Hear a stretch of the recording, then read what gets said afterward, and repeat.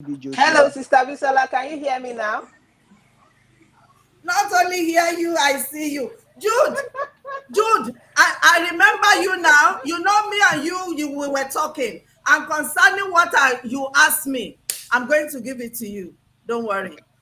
Let um my darling sister Ayokemi, please. You will not be taken out of circulation. Let's hear this. Let that come in. Let that come in. There is no problem. There's no problem. First of all, let me greet Baba Kewi. Baba Kewi. Àǹtí Ṣadé ojú yín rèé. Wow. Ó ga o. Jehovah alágbára. Amen. Lẹ́yìn pé mo ti rúgbó. Bẹ́ẹ̀ ni alágbára ni Jésù. Speak English. Èmi ni. Speak English, please. He's still a favorite to that place. Oh. He's still a favorite to that place. He left and come back, and come back. He has no decision of his own. Since that time, he's still there. I don't know. But I thank God for I don't know. Out. I don't know where to start the story from. Me. Because even me. Anyway, just start it anyhow. I don't know. My spirit is burning. I don't know how to enter the mind of Nigerians. Let them see that people that have been to that place, they've had first time experience, and they are telling people, it's like Satan has blinded the heart of Nigerians. You see, this social media is a blessing and a curse for many Nigerians, for many of us Nigerians. They see some things on social media, they find it difficult still to believe because of the false things that people have put out there. Me as a person, I dined with TB Joshua. I was one of the prayer warriors. I was one of those who I was the head of the email department. Yes. This man, hey, my God, Sister Bisola, tell me, where should I start from? Anywhere. Or you want a special program? I can remember when we used to have this prayer hut. Sister Bisola, we used to wear seven color garments or nine. Seven colored clothes. You garments. See now, viewers, you see that Akewi is the head of the offsite. Prayer warriors, yes. Normally of prayer warriors. Pictures of people. Yes. People's pictures. Me, I know. Till today, I still remember the prayer points I used to offer. This man knows that we are godly sent prayer warriors. He saw it in us. He knows when we ask God for anything, he's going to give it to us because he saw that our heart was with God before we came into his life.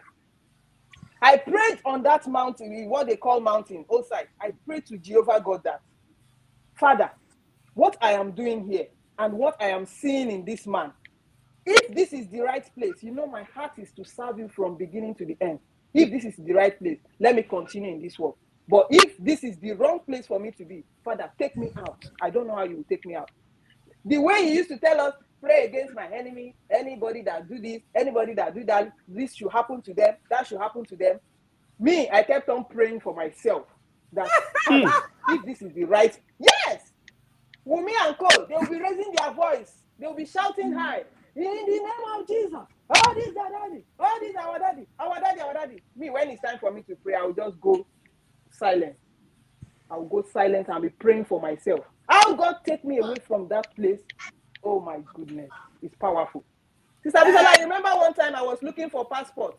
Yes. I was looking for my passport. Yes. When I left, I could not even remember to collect my passport. I ran. I literally ran because God released. I didn't collect his cursed money. That was one thing again that I feel God used to save my life. I didn't. He said I'm a serpent to him, that he gave me the heart of his ministry because I was in charge of email department as at the time I left. Why did I leave? I ran up to his 5-story. He has this 5-story where he used to stay. Yeah. He sent for me. He said I should come. I know that girls have been going to that place, and I realized that one thing I noticed that whenever those girls go there, their eye become open, like they can talk to anybody the way they like. They can lambast. I want to hear very well. Talk to you. I want to. I'm telling you your story.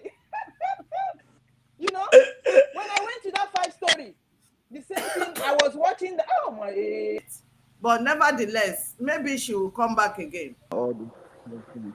So I got to know that that Oya, place. Oya, because of time, Shade, Oya, quickly say, Yes. hey, Oya, sorry. Okay. So I was about to tell everyone how I came out from that place. So I was one of prayer warriors, head of email department, forging of emails. Number one, Forging. people who claim to have HIV positive, they will go to their country. They will say they want to send HIV negative. It's a lie, yo. They will still be positive. They will send email like this. I will read positive.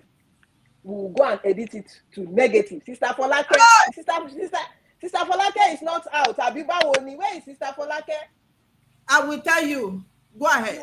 She was my leader. So then we have to go and show daddy the emails. We have to every email. Many different kind of punishment I received for skipping emails. Let me continue with how I left. So, you know, this BBC that you guys granted audience, they called me from UK, but I decided not to give them a platform yet because I was not interested in.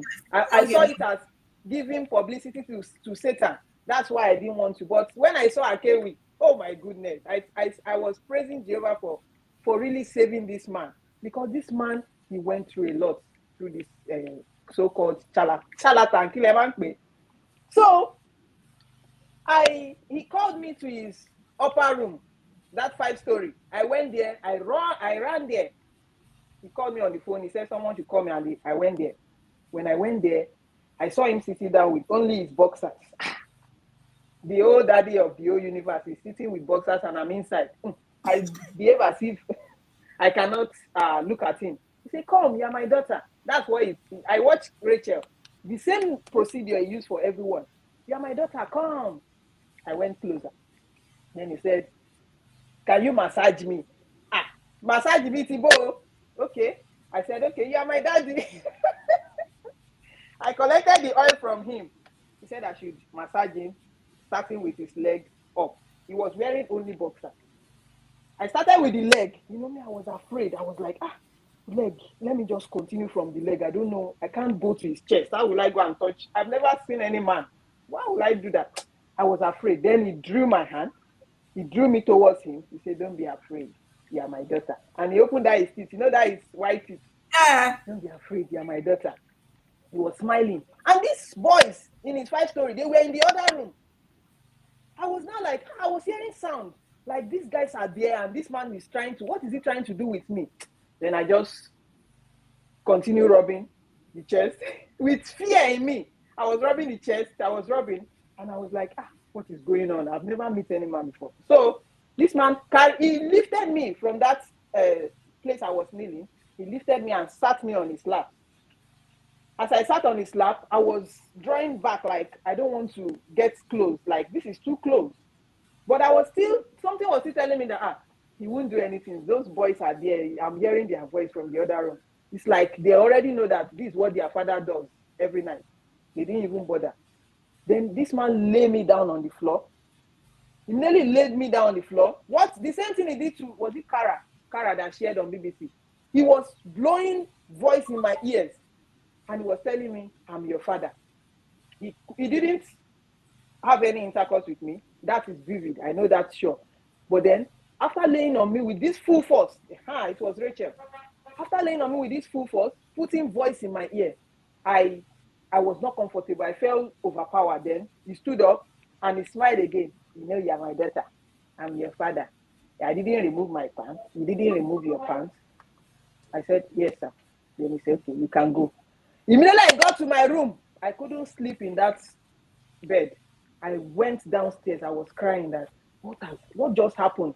This is a father. This is a man of God. I came here to serve God. What is happening? I was so disturbed. Then the next day, they called me from studio to come and do some work. I ignored them. I didn't even answer them. They went to tell him. He said they should not mind me. Then after like 4 days, I've sat in that car park. They call it they say it's Adaba. You sit somewhere. They will not give you food. You will not eat. I sat there for about 4 days. After 4 days, he came downstairs. He just passed. You know the way they used to follow him, his entourage. He passed and looked at me with that kind of, that is bombastic side eye. That was how he left.